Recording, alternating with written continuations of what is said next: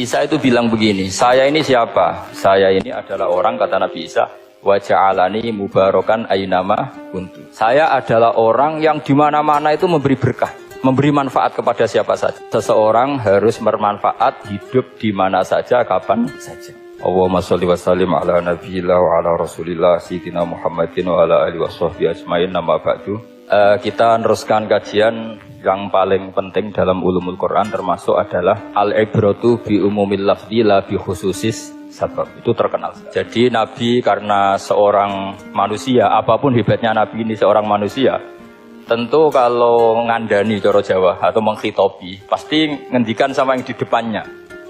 Tapi bukan berarti hukum ini khusus pada yang di depannya, tapi menjadi umum.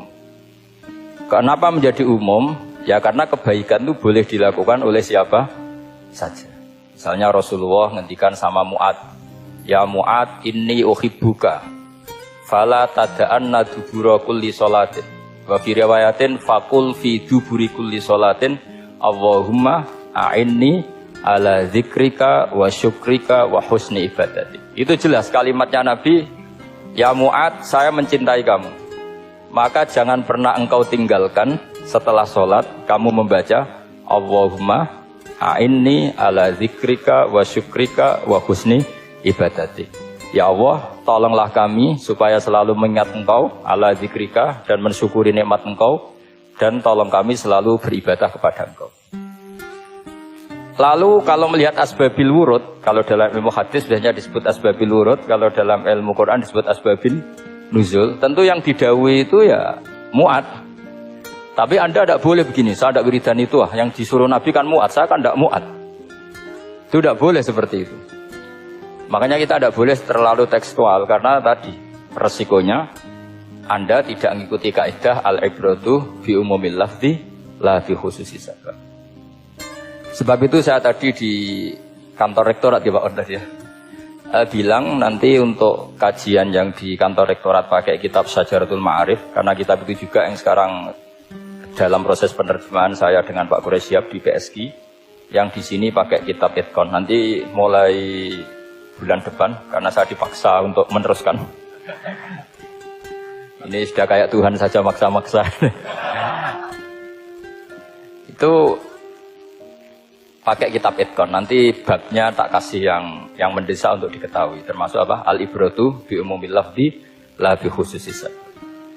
Sehingga di Quran misalnya begini, ada cerita begini.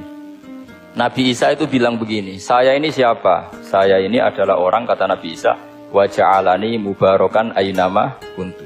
Saya adalah orang yang di mana-mana itu memberi berkah, memberi manfaat kepada siapa saja. Itu jelas tentang Nabi Isa. Tapi oleh ulama dikasih judul yang umum, babu nafil ibad bikullil bilad. Bab bahwa seseorang harus bermanfaat hidup di mana saja, kapan saja. Meskipun itu Allah cerita tentang Nabi Isa. Tidak bisa kamu bilang itu kan Isa, saya kan tidak Isa. Tidak bisa seperti itu. Isa adalah ibaratun an ahlil khairi. Isa adalah figur orang baik. Tentu yang dilakukan baik. Tentu kebaikan boleh ditiru siapa saja. Jadi sehingga nanti pada akhirnya nama-nama yang disebut Allah di Quran itu kalau nama orang baik tentu kita boleh ikut. Paham ya? Kalau nama orang buruk tentu kita tidak boleh ikut. Ya gitu aturannya. Sehingga tadi ada al-ibratu bi umumil lafzi la bi khususi sabab. Jadi yang jadi pegangan adalah standar kalimat umum dengan pemaknaan yang ditentukan ulama. La bi khususi sabab, tidak terkait sebab itu. Misalnya yang paling masyhur tentu dalam hadis, Madinah itu kira-kira kan utaranya Mekah ya Pak? Kira-kira ya, utaranya Mekah apa selatannya? Utaranya kayak utaranya. Dulu penduduk Madinah itu kalau bikin kloset itu, pokoknya kalau qada'ul hajat itu menghadap ke utara atau selatan. Terus kata Rasulullah, kalau kamu sedang qada'il hajat, sedang buang kotoran tuh jangan menghadap Ka'bah, juga jangan membelakangi Ka'bah. Itu Nabi redaksinya unik. Walakin syarriku aw gharibu. Tetapi kamu menghadap barat atau menghadap timur. Itu semua riwayat walakin syarriku aw gharibu, tapi kamu menghadap barat atau timur. Nah, Artinya apa? Kata syariku al-gharibu adalah binisbat di ahli Madinah. Karena orang Madinah posisinya di utara Mekah. Sehingga kalau menghadap utara atau selatan berarti menghadap Ka'bah atau membelakangi Ka'bah. Dan itu tidak boleh dalam proses qada'il hajat, masbak kotoran. Terus Nabi memerintahkan menghadaplah ke barat atau ke timur. Nah, al-ibratu bi'umil lafzi la bi khususi sabab juga direvisi oleh ulama begini, kecuali sebab itu ada ilat. Maka kalau demikian yang dimenangkan ilatnya bukan teknya. Saya ulang lagi, yang dimenangkan ilatnya bukan teknya. Kayak tadi, di hadis itu kan Nabi ngintikan apa? Tetapi menghadaplah barat atau menghadap ke timur. Tentu orang Indonesia malah kalau itu kebalikannya. Orang Indonesia kalau ke barat atau ke timur kan malah menghadap Ka'bah atau membelakangi. Di sini pentingnya ijtihad. Dan ijtihad ini lazim, bukan harus Imam Syafi'i atau Imam Malik. Semua orang normal pasti tahu proporsi kalimat tadi. Karena ada aturan al-hukmu yaduru ma'ilatihi wujudan wa adaman. Itu seterusnya. Ini penting saya utarakan. Sehingga ketika Rasulullah sedekah dengan dinar dikasihkan fakir miskin atau dirham dikasihkan fakir miskin, pikirannya ulama adalah sedekah dengan mata uang yang berlaku saat itu. Tidak selalu ditetapkan dinar atau dirham. Begitu juga ketika Rasulullah dulu zakat fitrah pakai susu kering atau pakai kurma atau pakai gandum. Ulama semua bilang yang penting kuti ahlil balad. Yang penting makanan pokok di negara itu. Dalam konteks Indonesia tentu apa? Beras. Ini penting saya utarakan karena tanpa mengkaji ulumul Quran seperti ini. Dan kita insya Allah bulan depan saya langsung bawa kitab Itqon. Di situ ada beberapa contoh. Harus seperti itu. Karena kalau tidak terikat sebab, itu nanti takutnya ayat umum menjadi liar. Misalnya begini, pernah ada aliran sesat dulu. Kebetulan di Jogja itu saya lihat di TV. Entah salah kiainya, entah salah dosennya, entah salah siapa. Atau salah orangnya agak stres, tidak tahu saya. Semoga salah orangnya itu sholat menghadap empat arah. Alasannya Allah nggak ada di mana-mana, ya sudah. Di barat, rakaat kedua ke utara, rakaat ketiga ke timur, rakaat keempat ke selatan. Itu uniknya itu ngawurnya lah, bukan uniknya. Ngawurnya itu dalil fa'ena matuwallu fasamma wajhuwa. Kamu hadap kemana saja di sana dari itu. Sehingga semua ulama ketika bikin kaidah al-ibratu bi'umil lafzi la bi khususi sabab selalu menyertakan kecuali khususus sabab ini ada illatul hukmi. Maka itu enggak jadi. Kayak ayat tadi, kalau kamu pakai umumnya lafaz itu kan boleh sholat menghadap mana saja. Nah makanya Imam Syafi'i ketika ditanya, lalu ayat ini proporsinya gimana? Kata beliau, fis safar. Orang yang sedang di pesawat, mau sholat, tentu masuknya fatamma wajibah. Jadi dalam kondisi bepergian, yang kita ingin sholat, maka pakainya ayat seperti itu. Tapi kalau kondisi nomor, fawal diwajaka syatrul masjidil haram. Jadi makanya ini penting ngaji ulumul Quran. Kita tidak bisa hanya megang terjemah atau megang apa, kemudian kita fatwa atas nama Quran dan sehingga dulu syaratnya memang ketat, harus hafal Quran, hafal hadis, menguasai usul fikih, menguasai macam-macam. Karena tanpa itu memang tidak bisa. Sampai Ibnu Abbas ngendikan, kamu jangan pernah fatwa pakai Quran. Fa inna lahu wujuhan katsirah, karena Quran punya sisi yang banyak. Walakin hajuhum bisunnah, kalau kamu adu hujjah pakailah sunnah Rasulullah SAW, karena di situ penjelasan Quran. Misalnya tadi Rasulullah ketika kondisi normal pasti sholat menghadap Ka'bah. Jadi kalau bepergian nanti unta, kata riwayat-riwayat, ainama tawajjahat bihi rakhilatuh, kemana saja posisi unta menghadap. Ada ulama berpendapat itu khusus sholat sunat. Kalau sholat fardu dalam kondisi ada punya mobil harus berhenti. Ini madzhab Syafi'i. Jika misalnya saya, Pak Arsoyo, Pak On bawa kijang, mobilnya sendiri, kalau sholat fardu jangan mentang-mentang pakai kendaraan terus menghadap sekenanya. Kalau mau ke Banyuwangi berarti menghadap ke timur, enggak. Itu yang boleh hanya sholat sunat. Kalau sholat fardu harus berhenti. Karena kijang ini dalam kendali Anda. Kecuali dalam surah yang kendaraannya tidak dalam kendali Anda. Misalnya kita naik pesawat. Jadi harus dibedakan. Jangan mentang-mentang Nabi sholat di onta kemana saja menghadap. Tapi konteksnya kan onta ini, cara berpikir onta ini dalam kendali Nabi. Tapi kalau pesawat kan tidak. Jelas ya? Jadi makanya ini pentingnya proporsional. Jadi kalau kita naik kijang misalnya mau ke Banyuwangi, kalau waktu duhur ingin sholat ya harus berhenti. Karena yang aina matawajjahat bihi rakhilatuh, kemana saja kendaraan membawa kita, itu dalam konteks sholat apa? Sunnah. Jadi ini pentingnya ulama. Ini yang dikatakan al-ulama warasatul apa? Anbiya. Karena sanad ini musalsal, terurut sampai Rasulullah SAW. Terus ada lagi ayat umum yang akhirnya jadi judul umum. Misalnya begini. Kita tahu cerita Nabi Khidir, di antara ceritanya ada satu kampung itu pelit. Makanya orang pelit itu wajib didendami. Karena Nabi pun itu baik-baiknya orang. Kalau sama orang pelit tetap dendam. Karena buruk-buruknya orang itu orang pelit. Tahu kan alamatnya orang pelit? Qoribun minan nar, ya dekat-dekat neraka itu kata-kata. Karena al-bakhil qoribun minan nar, ba'idun minal jannah. Jadi kalau sama tanya alamatnya ya dekat-dekat neraka. Singkat cerita, Nabi Musa dan Nabi Khidir itu kecapean sekali masuk satu kampung. Karena saking kecapean, lapar, minta kampung itu menyediakan makanan. Istatama itu mereka minta makan, saking laparnya, karena di perjalanan yang melelahkan. Istatama ahla fa'abau ayudayifuhuma. Tapi kampung situ kampung pelit. Jika semuanya tidak mau yang ngasih apa? Makan. Tapi pas mau keluar dari kampung, ada tembok, ada kayak prasasti itu, yang mau roboh. Yang mau apa? Roboh. Terus sama Nabi Khidir, tembok yang mau roboh ini ditata jadi baik lagi. Nabi Musa kata Nabi Musa, kok kurang pegawaian mau medit, pager ibu urusi. Jadi makanya dendam sama orang meditnya agak sunat. Karena Nabi Musa juga marah sama Nabi Khidir. Orang kayak kampung kayak begitu pelit kok temboknya apa rusak, kamu benahin gitu. Terus Nabi Khidir menjawab, wa amal jidaru fakana lulamaini yatimaini fil madinati wa kana tahtahu kanzul lahuma wa kana abuhuma sholihah. Begini loh, tembok ini adalah penyimpan harta. Penyimpan harta untuk anak yatim. Bapaknya dulu itu soleh. Artinya terus dibabkan oleh ulama, babu ikrami sibyanil mu'minin. Bab kita memuliakan anak-anak orang soleh. Sehingga dalam adat kita menghormati Habib, menghormati Gus, menghormati anak pahlawan, menghormati orang-orang yang dulu berjuang kepada apa? Untuk apa? Indonesia. Karena di antara yang dipertimbangkan Nabi Khidir adalah wakana abuhuma sholihah. Tentu kita menghormati putra-putri yang dulu mendirikan UII, macam-macam.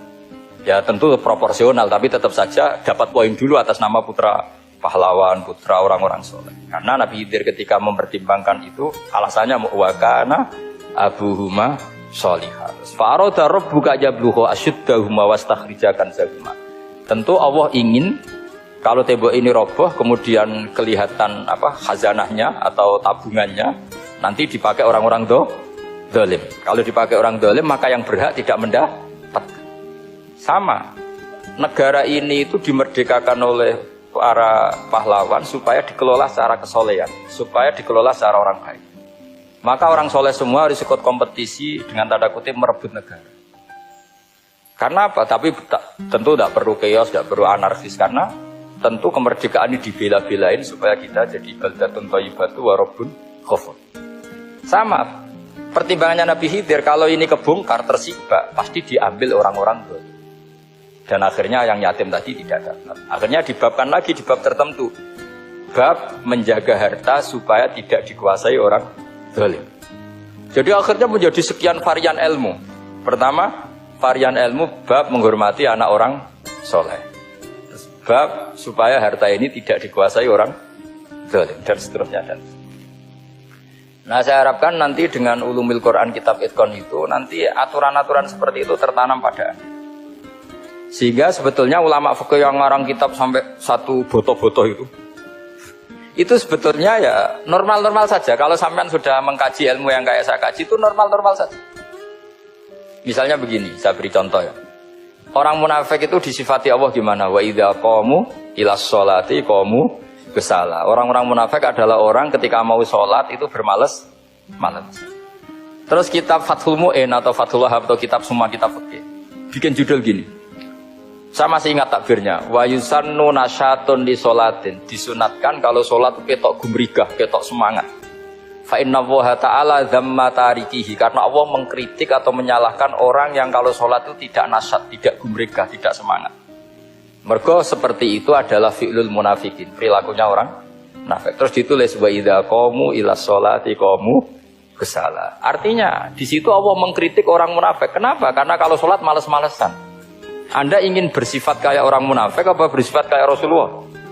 Tentu ingin seperti Rasulullah. Kalau ingin seperti Rasulullah ya wasari'u ila maghfiratim mir rabbikum. Kalau ada kebaikan harus cepat-cepat, harus disegerakan.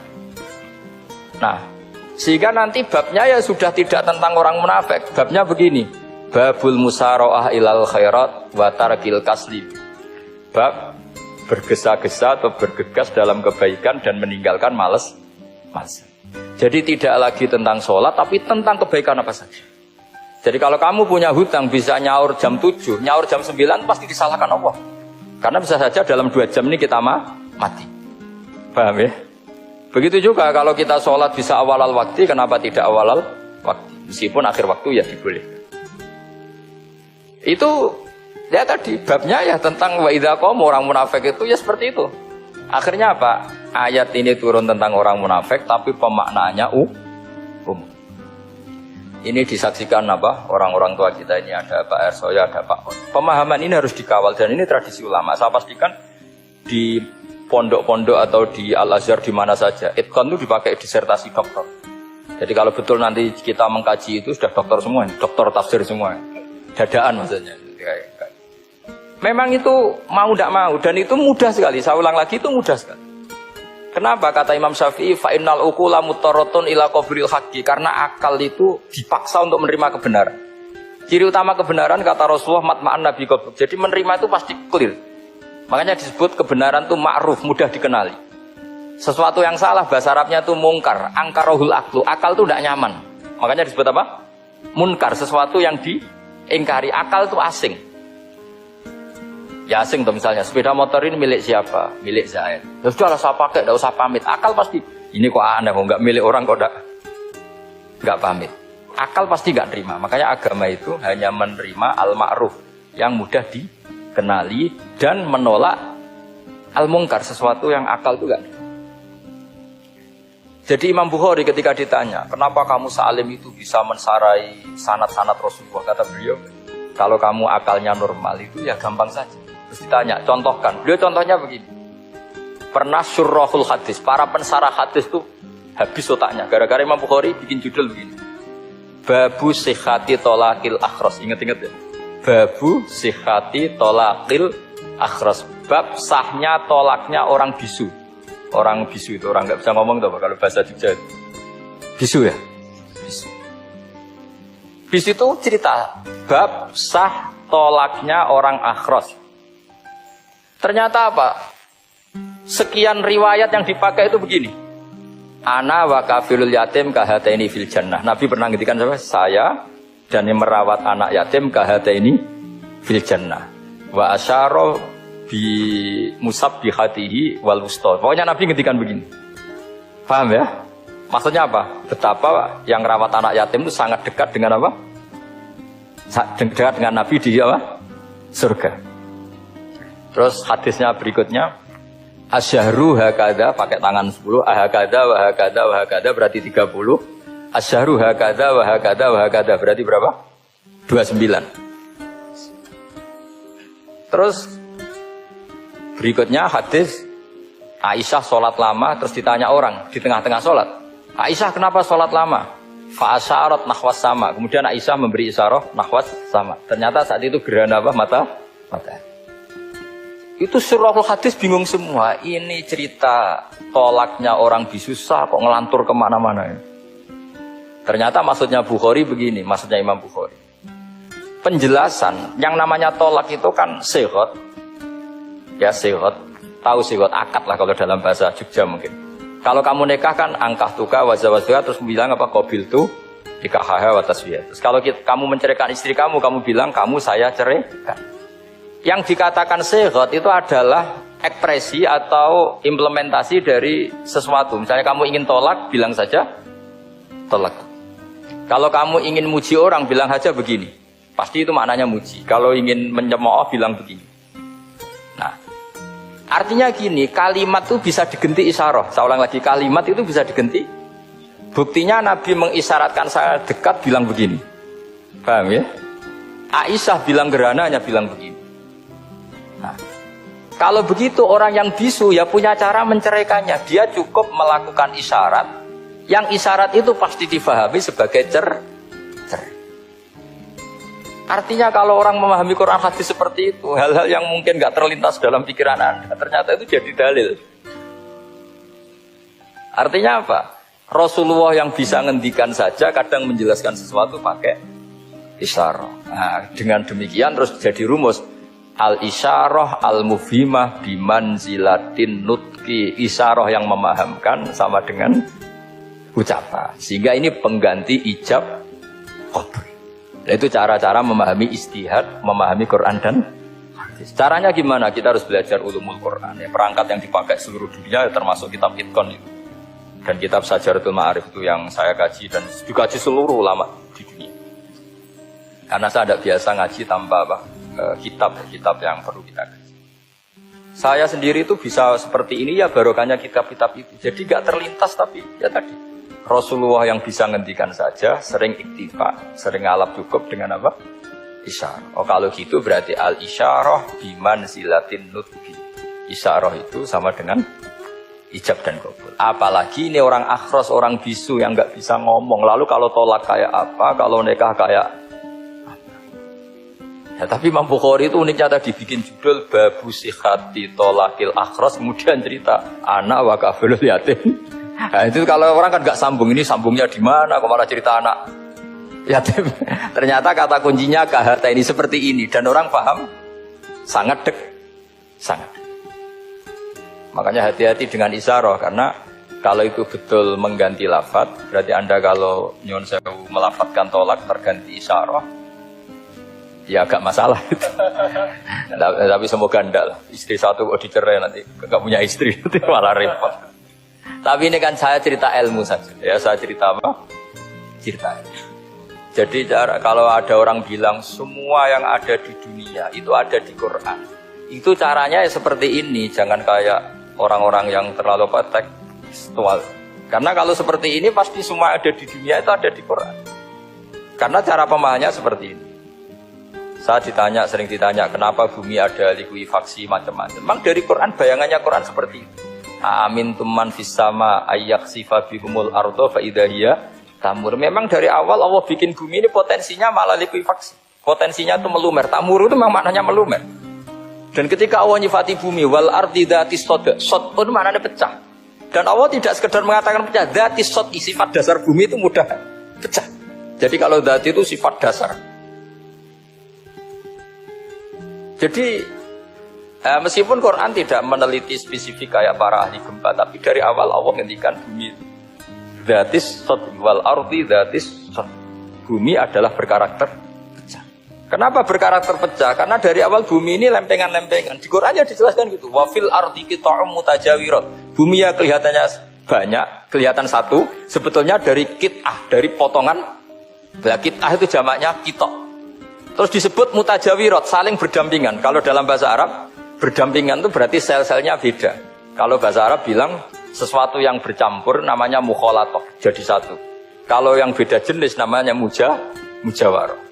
Nah, Al-Quran itu bilang wafil ardi qita'um mutajawirat. Bumi ini karakternya per potongan-potongannya karakternya beda-beda. Sehingga memang potensinya bumi ini hancur. Apalagi dari awal memang dipersiapkan mau dihancurin. Makanya nggak usah takut kiamat. Memang rencana Tuhan mau dihancurin. Makanya sanggup takwa saja. Kalau ingin menghentikan penghancuran ini tidak bisa. Itu sudah dalam rencana Tuhan pasti di.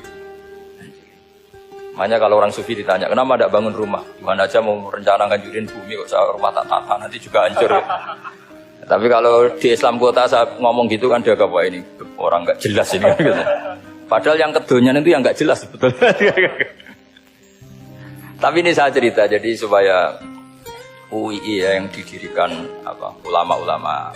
Saya masih ingat ketika Profesor Zaini cerita, Pak Zaini saya ini kan kiai, saya tidak punya gelar apa kok jangan minta bantuan ini. Katanya Pak Zaini dulu UI ya didirikan banyak kiai dan sebagian pendirinya juga nggak punya gelar kan. Tapi mendingan nggak punya gelar manfaat daripada punya gelar nggak manfaat. Malah problem. Tapi ya nggak masalah. Sudah ada manfaat, tidak punya gelar malah repot lagi. Sudah cara berpikir gitu saja. Sudah Pokoknya sementing semuanya baik apa saja. Jadi nanti setelah sampean mengkaji ulumul Quran, ya tadi seperti yang dikatakan Imam Syafi'i, itu gampang sekali. Kenapa gampang? Karena fa'innal uqula muttarratun ila qabulil haq. Akal ini pasti dipaksa untuk menerima kebenaran. Kayak saya berkali-kali ditanya sama seorang kiai, kenapa sih Gus masalah la ilaha illallah kok sampai Nabi ngendikan wa inzana wa insaraqah. Siapapun yang melafadzkan la ilaha illallah Muhammadur Rasulullah, itu suatu saat pasti masuk surga. Meskipun dia pernah zina, pernah maling. Itu jelas teks hadis di Bukhari, di Muslim, wa inzana wa insaraqah. Meskipun zina dan ini bukan berarti Nabi melegalkan perzinahan, enggak. Ma'adzallah, enggak akan terjadi. Nabi melegalkan perzinahan. Tapi Nabi ingin ngendikan begini, absolutisme kebenaran itu tidak terganggu oleh kesolehan dan kefasikan. Karena kebenaran absolut siapapun akan ngomong seperti itu. Saya berkali-kali nyontohkan, Rektor Al-Azhar akan bilang 1 tambah 1, 2. Lonte ya bilang 2, koruptor ya bilang 2, KPK ya bilang 2, 01 ya bilang 2, 02 ya bilang 2. Karena absolutisme kebenaran. Dan Nabi itu ingin mengatakan bahwa Allah Tuhan ini kebenaran sejati. Sehingga siapapun yang melafadzkan sah. Jika orang yang kafir 70 tahun sekali melafadzkan syahadat sah. Tidak usah begini, Pak kafir, soleh dulu ya beberapa tahun gitu, baru Anda sah melafadzkan kalimat la ilaha. Tidak ada seperti itu. Semua ulama ijma, orang kafir 70 tahun melafadzkan la ilaha illallah sekali langsung menjadi Muslim. Kenapa sah? Kebenaran absolut tidak bersyarat kesolehan maupun kefasikan. Kayak tadi, orang bilang 1 tambah 1 harus profesor apa anak TK boleh? Jangan mentang-mentang profesor, doktor, rektor, UGM, atau UI. Tadi anak kecil bilang berapa? 1 tambah 1, 2. Sudah, aku tak bilang 4. Tidak bisa.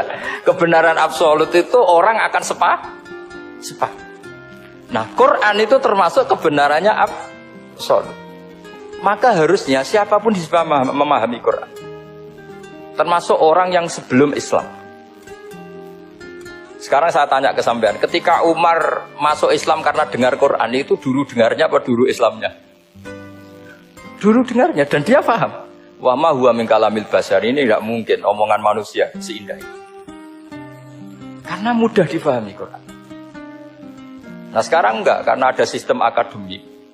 Itu terus orang macam-macam urutannya. Jadi repot sekarang. Kalau kata tafsir At-Tabari lebih ekstrim lagi.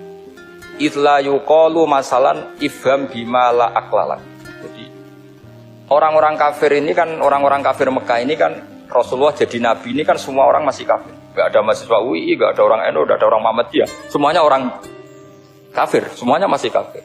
Terus Nabi membawa Quran, maka khitab pertama itu bukan ya ayuhan nahdiyun, ya ayuhal Muhammadiyun. Khitab pertama kul ya ayuhal kafirun, karena pendengarnya semuanya kafir.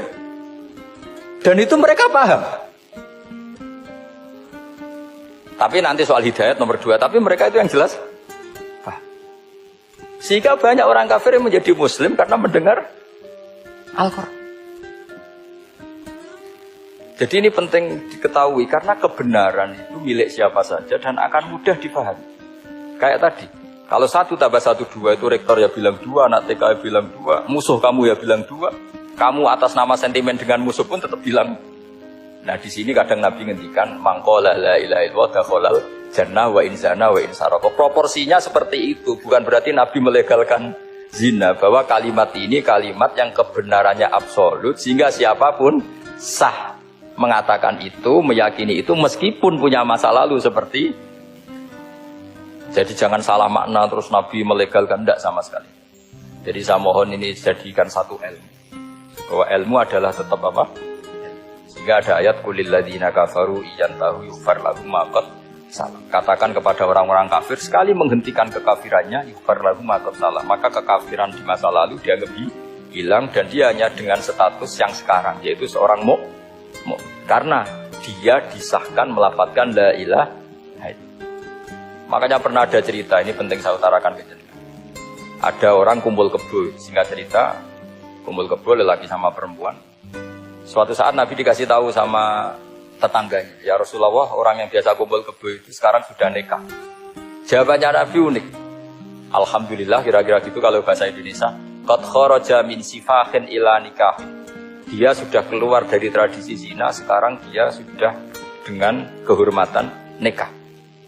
Maksudnya gini, kalau malam Senin dia belum nikah, kumpulnya kan masih kumpul kebo bertahun-tahun gitu. Paginya dia nikah, malamnya sudah kumpul sunnah karena sudah nikah.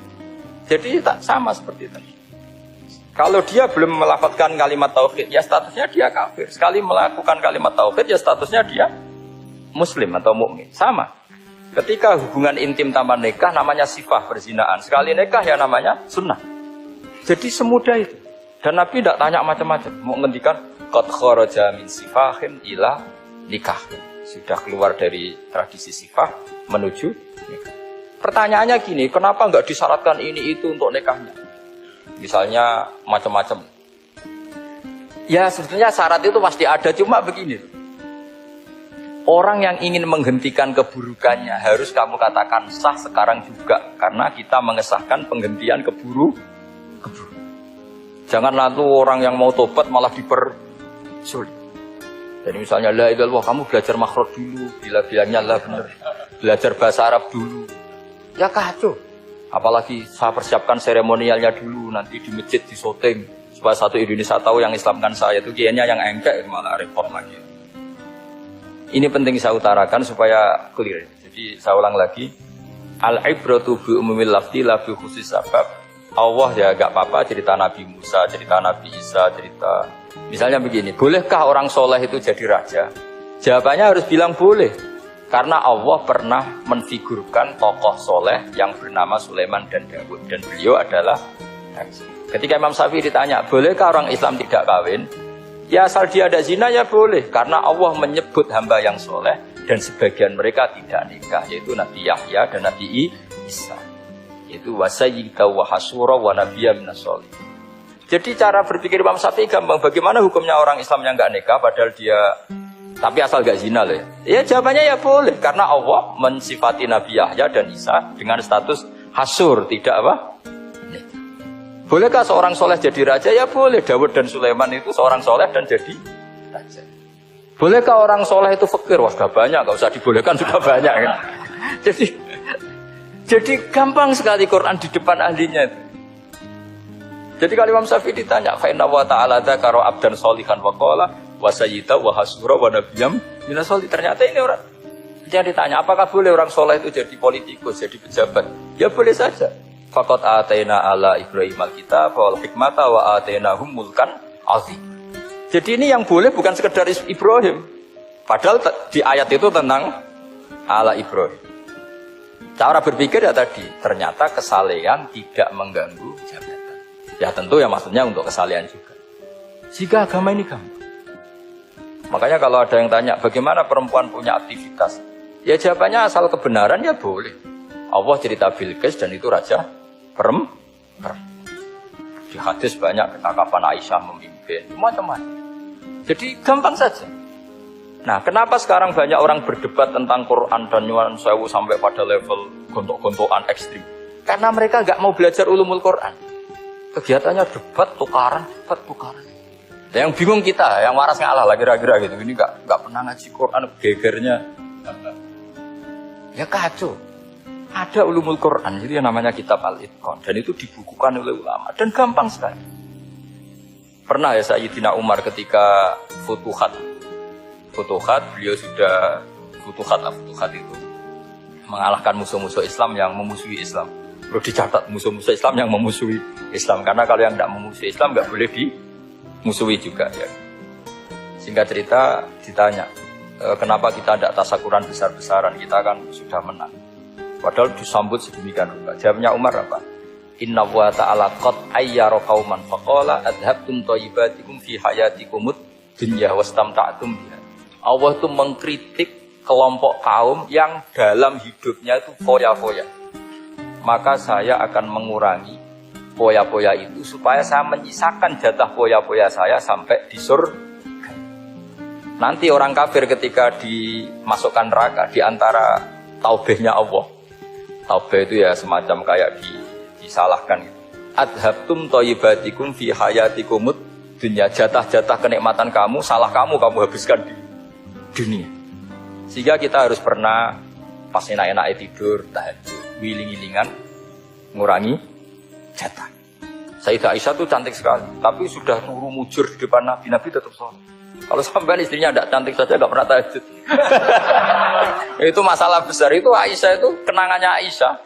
Saya ini kurang cantik. Sampai Nabi kalau sholat digoda tidur di depannya, masyhur. Wa ana mu'taridotun. Saya tidur malang di depan Nabi. Nabi kalau berdiri sikilnya aku tak dojorno. Kalau Nabi mau sujud tak ingkretno. Nabi terus saja tahajud. Dan saya yakin itu sunnah, tidak ada yang niru. Aisyah loh, bukan yang Saudah, Aisyah. Di semua riwayat itu, kalau Saudah kan mungkin, wah pantesan Saudah kan gitu. Ini Aisyah. Terus ada cerita lagi, betapa Rasulullah memang Nabi betul. Aisyah itu istrinya paling cantik. Kan yang nyanyi cantik itu hanya Aisyah, Zainab sama Sofia. Kira-kira rivalnya itu. Ya rivalnya itu, kira-kira. Ya sebagian ya cantik tapi enggak sekelas ini. Rasulullah itu malam-malam keluar. Terus pikiran Aisyah, pasti ke sebagian rival saya. Doro itu maru. Coba.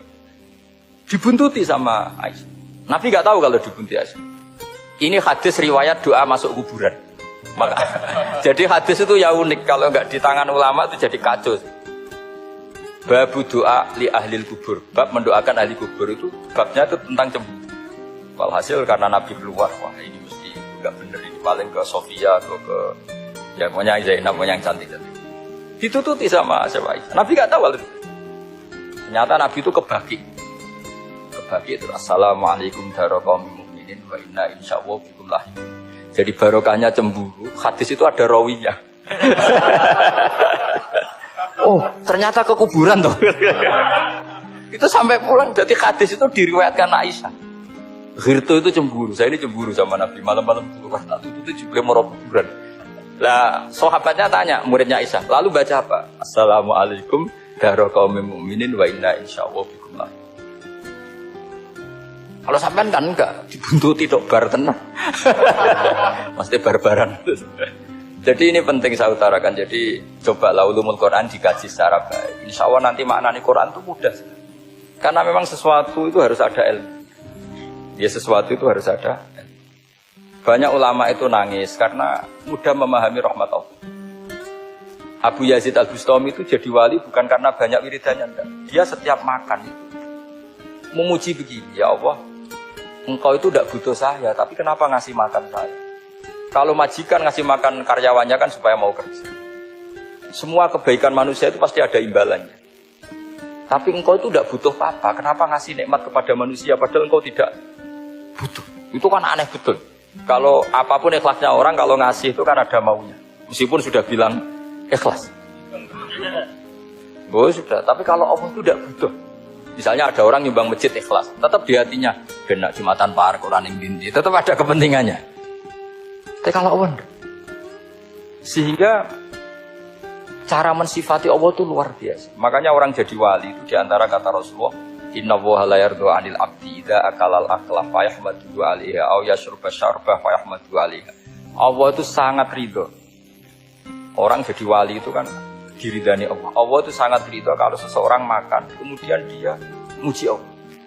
Coba apa hebatnya Donald Trump kalau gak makan ya lemes mati. Apa hebatnya presiden seluruh dunia kalau gak makan ya lemes.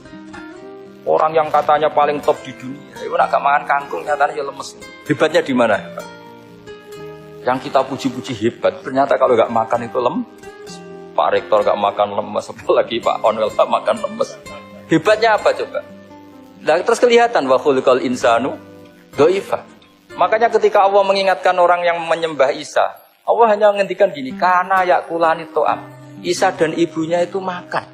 Maksudnya kalau nggak makan itu ya lemes. Kamu kebayang nggak punya Tuhan terus, Pak Tuhan, jangan lemes, monggo dariin ya. Kayak apa malunya kita punya Tuhan kalau nggak makan apa? Lemes. Terus nanti cerita, alhamdulillah tadi Tuhan mampir sini. Tadi lemes lah, tak kasih makan, bergas lagi. Makanya orang kritiknya mesti sederhana. Karena ya pula itu, kok kamu Tuhan kan gimana? Ini kalau nggak makan itu. Tapi kita sering keliru mengatakan Presiden Amerika itu super power hebat. Hebatnya di mana seorang manusia? Kalau nggak makan ya. Ini makanya Allah ngendikan wa khuliqal insanu dhaif. Jika banyak para wali itu dekat Allah ketika makan. Bukan apa-apa karena tadi makannya itu Tidak kayak sampai anak makan banyak lahap segala udah gitu. Itu tidak setiap makan ya Allah betapa lemahnya saya. Yang katanya rektor, yang katanya profesor, katanya orang alim kiai, katanya pengurus NU, pengurus Muhammadiyah ternyata kalau tidak makan lemes. Kerennya di mana lemes? Sehingga terus tawadu, terus macam-macam. Jadi ini penting. Jadi Allah mengingatkan manusia itu dengan makan. Makanya Nabi Rasulullah ngendikan Allah itu sangat ridho seseorang yang setiap makan muji Allah. Tapi sekarang orang makan tuh banyak yang enggak menjiwai. Karena ada aturannya sebetulnya, ngunyahnya sampai sekian kali. Ya, tapi sekarang kan sudah ada seperti itu. Makanya sekarang wali sudah enggak banyak. Pendaftarnya juga sudah ada banyak. Apalagi orang-orang intelek itu sudah enggak tertarik daftar wali. Memangnya kalau sudah daftar wali dapat uang, malah repot lagi kalau. Tapi ini saya cerita orisinilnya ilmu Quran. Ketika Allah mengkritik Isa itu hanya ketika dituhankan maksudnya itu hanya dengan kalimat kana yakulan itu Isa dan ibunya sama-sama. Dan ketika Allah memuja Rasulullah SAW dan para nabi itu pujaannya itu aneh. Wa ma arsalna qablaka minal mursalin illa innahum la yakuluna ta'ama wa yamshuna bil aswaq. Saya tidak pernah menugaskan para rasul kecuali mereka itu ya makan dan jalan-jalan di pasar. Saya sampai sekarang hampir tiap minggu itu jalan-jalan ke pasar sama anak. Meskipun saya di Rembang betul kayak gede, tetap biasa saja jalan-jalan ke pasar. Karena apa? Kata Rasulullah Muhammad, Isa itu sampai dituhankan itu gara-gara jarang makan. Seorang memitoskan makan. Rasulullah itu kalau makan itu di depan, sering di luar rumah. Supaya kelihatan kalau beliau itu Jadi makannya Nabi adalah nafyun li uluhiyati. Perlu dicatat Nabi Muhammad jadi Nabi setelah dengan tanda kutip tragedi Isa dituhankan. Karena Rasulullah jadi Nabi setelah tragedi Isa dituhankan, maka sisi manusianya itu diperlihatkan. Sampai kalau makan tuh di depan. Tapi nggak marung di KFC, tidak ada dari wajah itu. Di depan umum. Nah, karena kepentingannya itu sehingga makanya Nabi ini ibadah yang luar biasa karena menunjukkan sisi kemanusiaan yang akan aman, tidak akan dituhankan. Paham ya? Sama. Seperti kita misalnya kiai atau pejabat. Makan saja gak apa. Tunjukkan kalau kita manusia. Kalau gak makan lemes. Dan kalau itu terus dalam hati kita, insya Allah kita orang yang mengimani wa khuliqal insanu dha'ifa. Betapa manusia itu lemah. Nah tapi kita sekarang enggak. Kalau kita jadi rektor gak bisa mengendalikan satu kampus. Jadi kiai bisa mengendalikan umat. Pikirannya itu kayak Fir'aun. Dan di antara kesalahan Fir'aun adalah faqala ana rabbukumul a'la, bahwa saya bisa mengendalikan kalian. Maka dalam ilmu tasawuf yang pertama harus dihilangkan adalah sifat anani, bahwa karena saya. Tapi kalau orang mau jadi wali atau orang dekat Allah, kenapa saya sering menyebut kata wali? Sebenarnya khazanah wali itu ada di Quran. Ala inna awliya Allahi la khaufun alaihim wa lahum yahzanun. Cuma orang kota senangnya bakas intelektual. Wong desa senani bakas wali. Akhirnya banyak orang yang enggak wali modus pura-pura wali terus nipu orang. Jadi sama-sama ada korban. Yang intelektual juga sama. Seakan-akan lebih intelek dibanding wali ini. Makanya saya supaya bahasa intelektual ya ada di Quran, maksudnya terjemahannya ada, bahasa wali juga apa. Dan kadang orang jadi wali itu melakukan hal-hal yang kecil. Yaitu merasa doif saat apa? Makan. Merasa doif saat.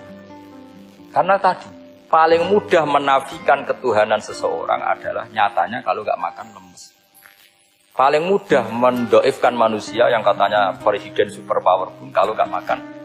Apa artinya kehebatan manusia yang sehatnya bergantung nasi satu mangkok? Kerennya di mana coba? Presiden kondang bisa pengaruh seluruh dunia. Jajalnya gak mangan sedino. Lemes. Berarti hadar rojul lelaki ini bergantung satu mangkok nasi. Hebatnya di mana juga?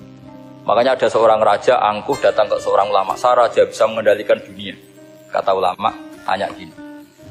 Andaikan kamu tidak bisa minum, kemudian harus bisa minum kalau orang menukarkan kerajaan kamu. Kamu boleh minum, asal kamu tidak jadi raja. Apa kamu kasihkan kerajaan kamu ketika kamu harus minum dengan cara seperti itu? Misalnya di tengah belantara, kalau di Arab kan sering ada apa? Sahara itu ada padang pasir. Terus kata raja itu, ya saya milih minum. Kalau saya tidak minum mati. Mendingan tidak punya kerajaan.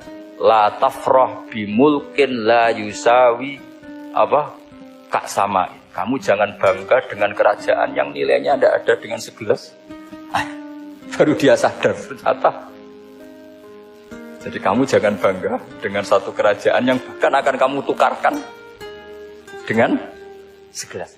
Artinya pertanyaannya gini, kerajaan yang kamu bisa mimpin ini ditompang air apa ditopang keangkuhan Anda? Sebenarnya ditopang air.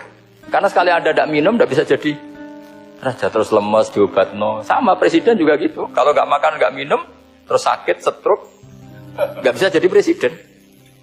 Artinya ternyata betapa manusia ini bergantung dengan sesuatu yang remeh, yaitu makan, minum, makan, minum. Nah di sini ini, kenapa Quran menyebut para nabi itu apa? Illa innahum la ya'kuluna ta'ama wa yamshuna bil aswaq. Kalau kamu tidak memahami seperti ini kan terus kayak Quran kok ngomong hanya gini kok, kayaknya kelasnya kok kayak gitu. Cara pandang tidak seperti itu, paham ya?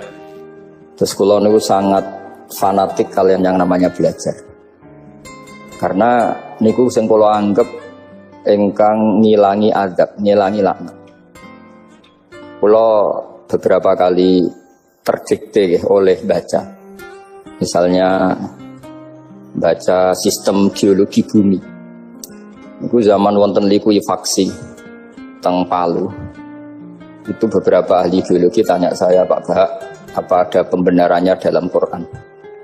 Terus saya bilang, sampean baca ayat ini dengan kamus bahasa Arab yang dikarang orang sekuler, atau bila perlu yang dikarang orang Kristen, biar kamu tidak nganggep saya ini nyari pembenaran. Selama ini alhamdulillah kadang kamus Munjid itu terkenalnya itu dikarang orang non-muslim. Tapi kadang itu ada hikmahnya. Hikmahnya adalah, tapi saya bukan berarti menganjurkan belajar Munjid, nah, ini ada hikmahnya adalah madatul kalimah itu dimaknai secara benar menurut objektivitas ilmu. Singkat cerita tak suruh nyari makna maro yamuru mauron. Jadi Allah ngendikan teng surat Tabarok, apa kamu merasa aman? Merasa aman setiap saat man fis sama ayyakhsifa bikumul ardo fa idza hiya tamur. Allah zat yang menguasai langit setiap saat bisa saja melumerkan bumi ini. Jadi melumerkan itu ya bahasa Arabnya tamur itu. Jadi Allah sudah mengingatkan bahwa potensi bumi ini memang likuifaksi karena di bawah ada magma, ada air, ada macam-macam. Kemudian potensi bumi ini juga dihantam oleh benda-benda langit. Sehingga Allah ngendikan innallaha yumsikus samawati wal ardo an tazula wala in zalata in amsakahuma min ahadin min ba'di. Jadi setiap saat mungkin meteor itu menghantam bumi, setiap saat mungkin Mars yang menghantam bumi. Sehingga kalau kita belajarnya itu geologi atau sistem galaksi, itu ketakutan kita ya pada likuifaksi, pada meteor yang jatuh, pada apa. Tapi kalau misalnya kita baca yang su'ul khotimah, ketakutan kita ya akan su'ul khotimah. Tapi terus kalau lihat berita TV corona, ya takutnya akan corona. Tapi setelah distatistikkan, misalnya belajar orang yang mati karena ngelindur, itu ya terus takut tidur, karena yang mati karena ngelindur itu juga banyak. Artinya apa? Membaca itu membentuk. Dan itu artinya belajar. Saya termasuk orang yang meskipun masih muda itu gak pagi-pagi mati. Ini yang bedakan saya dengan Gus Nadir PD saya kalau masalah ngadepi mati. Karena bukan berarti saya mesti soleh, mesti husnul khotimah, ya enggak. Ada istilah mati yang menyenangkan dalam diri manusia, yaitu Nabi ngendikan Allahumma ahyini maka natil hayatu khairan li wa tawaffani maka natil wafatu khairan li. Sebagian doa Allahumma ij'alil hayata ziyadatan li fi kulli khairin wal mauta rohatan li min kulli syarrin. Jadi mati itu akhir dari maksiat saya, atau akhir dari potensi maksiat saya. Sehingga kata Sohibul Hikam, kamu harus percaya diri bisa selamanya tidak maksiat lagi. Orang kan tanya, masa manusia tidak bisa maksiat lagi? Ya bisa saja kamu pas taat terus mati, berarti sudah tidak bisa maksiat. Jadi ulama itu melihat mati itu akhir dari segala maksiat atau potensi maksiat. Nah, di sini hebatnya lagi-lagi GNU itu. Wong fasik gendho kayak apa kalau mati saya nggih. Tombone menang kabeh, saya nggih menang kabeh. Sesuai kiai ini saya niki mun mboten saged maling, mboten saged korupsi. Oh nggih saya ini. Itu satu ilmu yang luar biasa. Meskipun ya tentu agak ngawur. Tapi itu bagus. Secara ilmu bagus karena al-maut adalah rohatun min kulli syarr. Lagi-lagi yang menyelamatkan itu illa aliman atau muta'aliman. Proses belajar mengajar. Saya baca banyak tentang halal haram dalam kitab Imam Ghazali itu, tak ulang berkali-kali. Saya itu dulu ya gak paham, karena kitab paling susah di bab Imam Ghazali itu menurut saya kitabul halal wal haram. Termasuk bagaimana cara ngelola amwalus salatin yang terkenal korup, sementara menyumbang kamu sebagai jaizah, sebagai hadiah untuk para kiai atau untuk para guru. Itu perdebatannya ulama itu macam-macam. Ada yang bilang haram karena itu potensi haram, atau memang benar-benar haram. Ada yang bilang boleh, karena kalau yang pakai kamu untuk kebaikan, kali dipakai mereka ruwet. Kebetulan yang partai ini lebih besar Mas Nadif. Ya alhamdulillah. Terus dikiaskan sama ghanimah. Lagi-lagi karena baca, saya itu pernah ditanya seorang dosen di Jogja. Gus, saya ini muslim mulai kecil dan saya peneliti, saya pernah sekolah di mana-mana. Yang ganjil dari saya tentang Islam itu satu, yaitu ghanimah. Kok kayak Islam tuh rampok gitu ya, perang sudah orang kafir tuh kalah, hartanya diambil gini-gini. Ya ghanimah. Terus saya memberi analogi, kalau ada garong ke kamu, bawa senpi, bawa pedang, terus kamu mengalahkan garong itu, alat-alat itu kamu kembalikan apa kamu sita? Ya saya sita, nanti dipakai garong lagi. Ya kira-kira seperti itu. Kalau dikembalikan ke orang kafir berarti menjadi kekuatan kekafiran lagi, dan itu harbi. Dia baru nerima, lagi-lagi ini barokahnya baca. Makanya saya diminta sama sini, ya saya tentu faktor hormat. Karena bapak saya memang dulu ngaji sama Badullah. Mbah saya itu terkenal wali, yang bapaknya bapak. Itu kalau kesini Yifati Badullah pun satu. Nur disitu mondok gini itu enggak apa-apa. Pondok elek lah, kiaimu wali. Zaman itu bapak itu di kamar kursi ya masih ada kakinya. Saya dulu sering dijak ke sini sama bapak. Jadi mbah saya itu terkenal wali dulu. Jadi mbah saya itu tirakat terus sampai kapundhut itu poso terus. Kebetulan cucunya agak niru.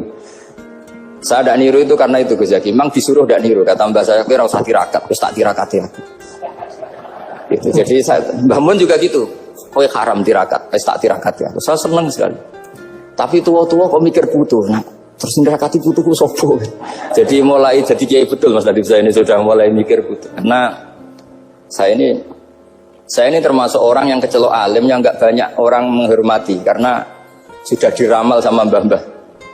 Di dulu mbah saya Mbah Nur Sam itu, kakak saya itu SMP, SMA, kakak saya yang kedua juga SMP, SMA. Mbah saya itu Mbah Nur Sam itu yang nganterkan bapak ketika mondok sini itu, yang ikrar karo Badullah wali Mbah Nur Sam, ahli tirakat, ahli puasa. Itu bilang, Nur, anak sing iki aja pondok, aja sekolah no. Sumben sing ngalim ku anak sing iki. Ketika saya hampir tamat SD sama mbah saya Tuban, mbah saya Naruan juga di Sabdo begitu. Singkat cerita saya mondok sarang. Mondok sarang pertama langsung dikenal Mbah Mun, anak kiai jadi langsung dikenal.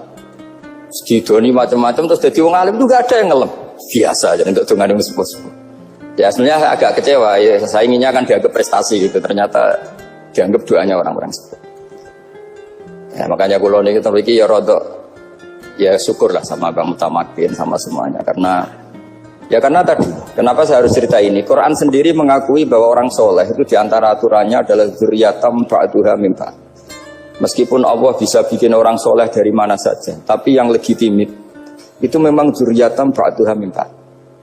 Dan kata dzurriyyah itu tasmalu auladal inas, kata Ibnu Hajar al-Asqalani, memasukkan turunan yang dari ibu. Meskipun tentu secara wali nikah atau secara disiplin nasab dari ibu itu tidak ngefek. Tapi dari segi fa'innal irqadassas, bahwa sistem tubuh kita itu tetap ada gen dari seorang apa? Ibu. Sehingga banyak ulama tafsir mengatakan dzurriyyah itu tasmalu auladal inas. Dzurriyyah itu memasukkan turunan dari apa? Ibu.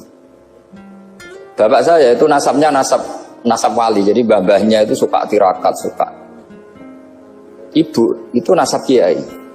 Jadi kalau bapak wiridan itu, kalau istiqomah itu disalahkan sama keluarga ibu. Istiqomah itu salah. Karena ijabu malam yajib, mewajibkan sesuatu yang tidak wajib. Itu masalah secara ilmiah.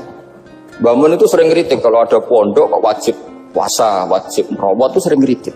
Itu secara fikih bahaya. Ijabu malam yajib, mewajibkan sesuatu yang tidak wajib. Dan itu kriminal dalam bab fikih.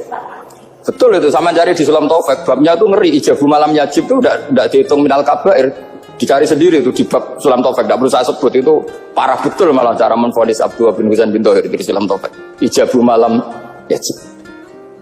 Tapi pondok-pondok yang tirakat tidak kurang dalih. Niki boten majibaken ngelatih. Boten majibaken tapi nopo? Nah, silsilah dari keluarga ibu itu suka ilmu. Sehingga Abdullah bin Mas'ud itu tiap hari itu mensweeping orang yang sering duha.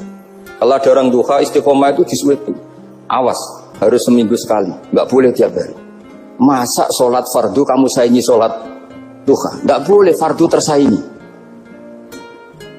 Itu Abdullah bin masyhur, sampean cari di Al-Hunyah itu. Sayyidah Aisyah kalau ada orang duha tiap hari dimarahin. Dan itu secara konstitusi ilmu benar karena Nabi Qiyamul Lail Ramadan itu hanya 4 hari yang dibangun. Lainnya itu enggak. Khasyata ayyufradu alaihim, kalau dalam sahih takut dianggap fardu. Akhirnya istiqomah itu masalah di keluarga saya yang dari ibu. Nah kebetulan kita ini suka ada istiqomah, akhirnya ya seperti ini. Tapi ini ilmu harus kita bicarakan. Tapi yang istiqomah, Bapak itu pengagum Badullah. Bapak itu suka sama istiqomah karena punya guru dulu Ki Zubedi istiqomah, Badullah istiqomah. Tapi jangan kira Badullah itu hanya istiqomah. Saya punya sanad banyak, mungkin Gus Zaki lebih tahu. Sering saya diceritain Bapak. Badullah itu nak ambek wong fase nemen-nemen itu ya rapati cocok. Senajan to majibno fase. Tak takoki iki ngopo. Engko nek ke fase darane wong awam untuk ganjaran. Mergo macane Quran gak fase. Padahal untuk ganjaran mergo seneng Quran. Jadi, terus tak takoki Bapak, niku saged damel syariat mboten? Ya ora kena, pokoke ngono. Jadi go ngekrori. Artinya beliau ndak ingin lah gara-gara kita terlalu pakam tajwid kemudian nganggap siapa saja baca Quran salah kemudian tidak dapat pahala. Bisa saja hamalahum ala ayaqraul Qur'ana napa mahabbatuhum wa iskuhum wa kada wa kada. Jadi akhirnya saya jadi tahu. Oke, secara makhraj salah, tapi iseknya benar, mahabbahnya benar, brontonya benar. Jadi sebetulnya Badullah itu punya sekian makalah tentang ilmu. Hikam juga gitu. Nur nak cah santri ngaji ihya itu jauh oleh. Saya nak hikam mojo. Maksudnya beliau entah kalau setelah itu Badullah itu melarang siapa saja santri ngaji hikam itu dilarangnya ada kelas tertentu untuk boleh ngaji hikam. Nah kenapa saya cerita ini? Karena saya masih ingat betul di antara wasiatnya Mbah Mun itu. Pirroh sebab apa Fatihah kok ihdinas siratal mustaqim, bukan siratoka tapi siratal ladzina an'amta alaihim. Dawe Mbah Mun fa inna Allaha ta'ala la ya'kul wa la yashrab wa la yamkih wa la kadza wa kadza. Allah itu tidak makan, tidak minum, tidak tidur. Sehingga kita tidak bisa niru Allah. Tapi yang makan tidur itu manusia. Sehingga kalau ingin dekat Allah ya niru siratal ladzina, bukan siratoka. Kita cara tidur niru Kanjeng Nabi, niru ulama, cara makan, cara minum, niru Allah tidak bisa. Makanya bukan ihdinas siratal mustaqim siratoka tapi siratal ladzina an'amta. Maka dalam beragama itu butuh master, butuh panutan. Ya tentu Mbah Mun oleh ngendikan pakai luhut orang-orang kuno. Cara Mbah Mun pakai cantolan.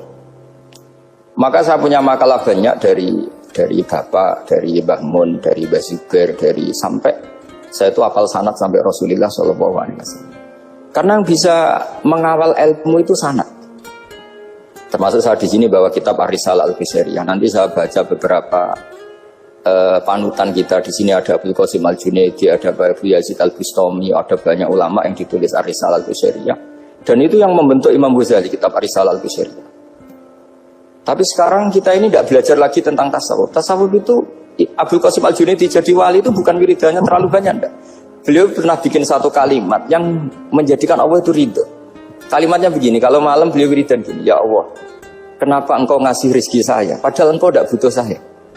Kalimatnya sederhana. Kalau seorang majikan ngasih servis sama karyawannya, memang butuh pekerjaannya. Orang tua ke anak butuh kasih sayangnya. Tapi engkau ini zat yang tidak butuh saya, tidak butuh kita, ngapain ngasih? Jadi punya sisi betapa Allah itu luar biasa, wong tidak butuh kok. Ngasih itu kan luar biasa. Jadi karena mensifati seperti itu Allah itu ridho. Itu luar biasa. Normalnya orang memberi itu kan, apalagi orang memberi kiai itu kacau sekali. 1.000 jaluk swarga. Salam template 1 juta aja jaluk apa? Swarga itu parah lagi. Nanti kalau enggak masuk surga, tunda-tunda. Itu ngeri lagi itu 1 juta minta apa? Surga. Sayyidina Ali itu diantara sebabnya beliau dekat Allah itu karena muamalahnya sama Allah itu benar. Di antara muamalah itu yang diriwayatkan di kitab Ar-Risalah itu syariah adalah masyhur. Kafani izzan antakuna li rabban wa kafani fakhran an akuna laka abdan. Tiap malam dia beritanya itu, ya Allah, saya sungguh sangat mulia karena engkau yang jadi Tuhan. Coba kalau saya dituhani manusia yang mati atau dituhani siapa yang mati juga. Wa kafani fakhran an akuna laka abdan. Saya ini bangga sekali karena jadi budakmu, jadi hamba zat yang tidak mati.